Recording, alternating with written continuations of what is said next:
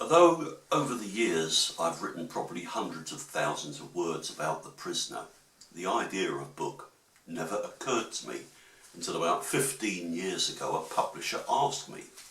Well, I was too busy working and everything else, so I had to wait until COVID lockdown. And I made a start.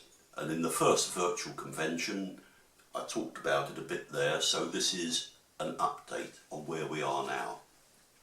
Well, it probably is about 150,000 words, and I suspect I may be perhaps halfway. I've written 10 chapters, 10 episodes, the longest of which is Arrival. This is one of my drafts for Arrival. It's in 10 point. And it runs to, let's have a look, 20, 30, 39 pages. So that's Arrival. I didn't start chronologically. I chose the episodes which I'd written about before. So that's why we've got things like A Change of Mind and Living in Harmony. But now I'm going back and I've gone through Arrival, Chimes Are Done, A, B and C, Free for All. Free for All is over 20,000 words. And I'm now on The General. So, why am I writing a book? What is there to be said that's not already be said? The title of the book is What's It All About?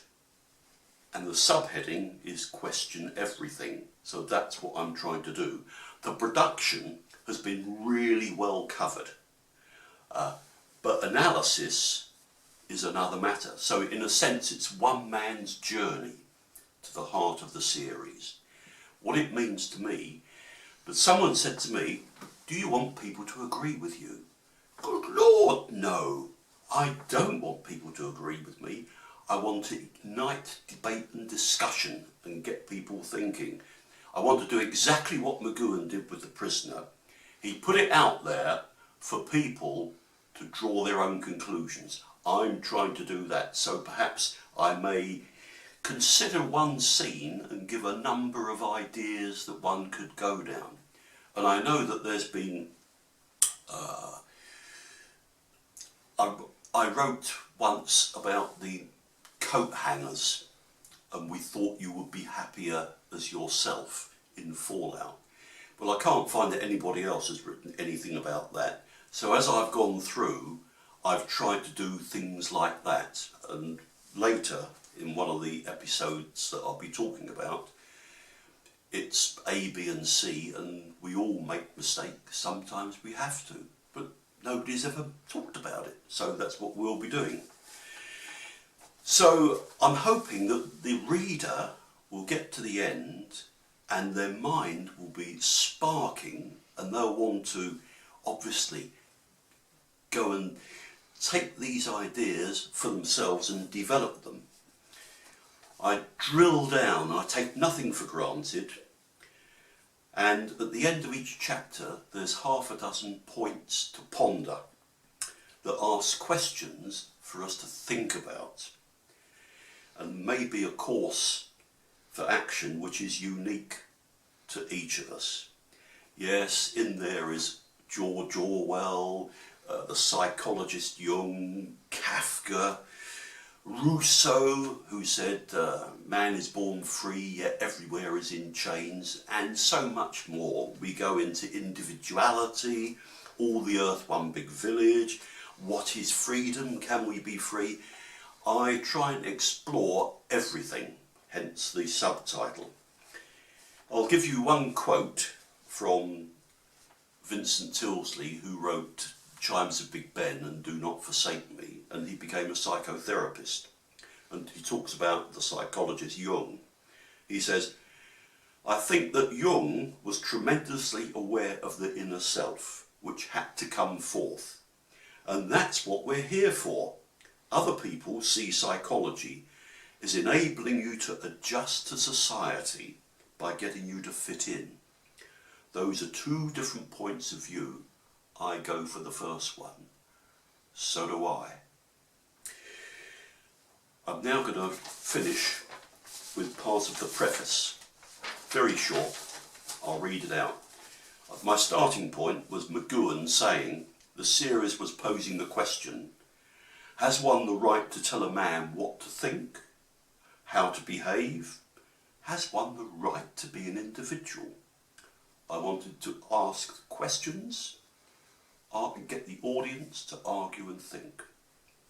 And this is what I've tried to summarise to someone that may be coming totally new to The Prisoner, may pick up the book. The Prisoner was a compelling, controversial 1967 television series that was the vision of its star, the charismatic Patrick McGowan.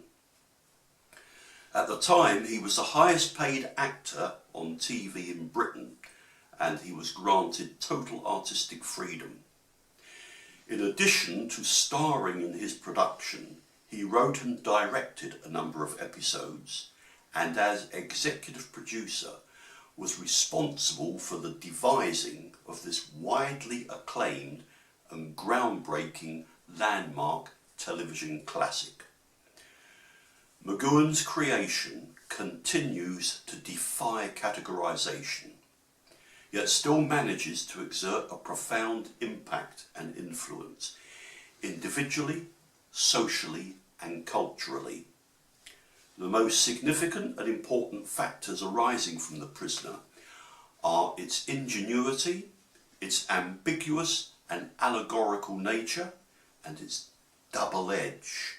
This secret agent in a Kafkaesque wonderland was underwritten with apparent philosophical, social, political and cultural comment, which was, and still is, its greatest achievement and attraction. Each of the 17 episodes took a potent theme and expertly buried it just beneath a surface of entertainment. It is a dissection and discussion of philosophical commentary, political manipulation, psychological drama, social criticism, symbolism, fantasy and myth, along with the enduring quest for one's inner self, which provides the strength of the series. Since it was first screened, The Prisoner has become part of the fabric of life, refusing to concede, cower or conform. It captured the zeitgeist of the swinging yet paranoid 60s. At its very heart is a powerful message, a timeless truth. Has one the right to be an individual? If you wish for more than a brief flirtation with this challenging television classic that demands exploration, that poses and seeks to answer some of the more enduring and significant questions in life, then this book may be for you. The title states its purpose, what's it all about, and weighs and evaluates the series, and aims to be an exploration, examination, analysis and interpretation and consideration. It endeavours to achieve this, yet also to go beyond, concluding that this radical television experiment is a tool that can not only stimulate our minds, but also encourage us to consider some of the timeless, fundamental questions of life, even our relationship with the world, and just maybe discover some of the answers. It strives to fulfil exactly what Patrick McGowan hoped that we, the viewer, might enact. To question everything. Dear reader, the show was lightning in a bottle. Thank you.